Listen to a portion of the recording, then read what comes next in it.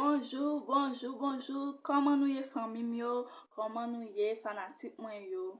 Moi content à chaque monde qui t'est abonné avec nous fait que nous encourager, monde qui t'est commenté, merci en pile. Moi remet nous en pile.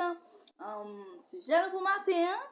C'est est-ce que me doit jeter chaudière isée pour chaudière neuf?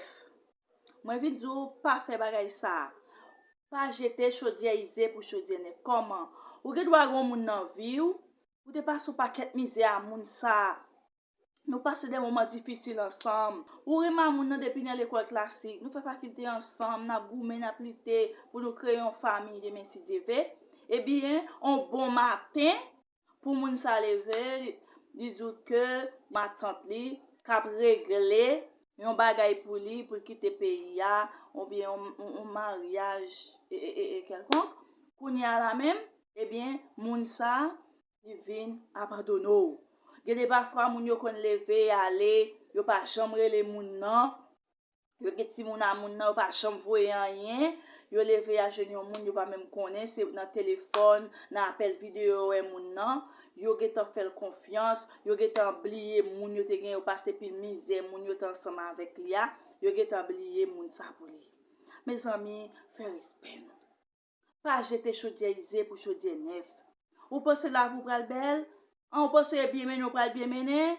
Et puis m'abdou, la voix belle pour un petit temps, pour quelques jours, quelques mois, mais il pas belle pour tout temps parce que ou briser cœur au monde, ou briser quel mal, hein? Même les cœurs ou pas ta tourner avec encore, ou pas vle encore, mais ti moun yo.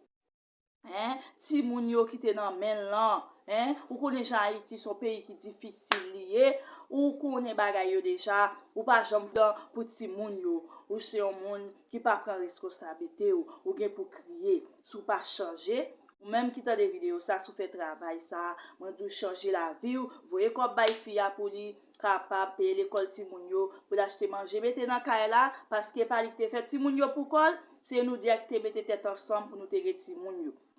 Mesdames, si moun nan men yo, monsieur Vire qui nous pas décourager, bon Dieu a campé avec nous, bon Dieu a montré nous comment pour nous vivre, connaissez nous maman, c'est nous papa, maman dit nous prend courage, gen un jour, bon Dieu gen pour parler pour vous, la vous gen pour belle, ou même monsieur, occupé petit tout, ou même garçon pas occupé petit tout, qui abandonné ça, c'est pour parler fille encore, mais ti moun yo, ou pas ta faire ça. Moi t'es content avec nous. Prends conseil ça bon. Pas oublier abonner, n'a venir encore. Moi remercie nous en pile. Bye bye.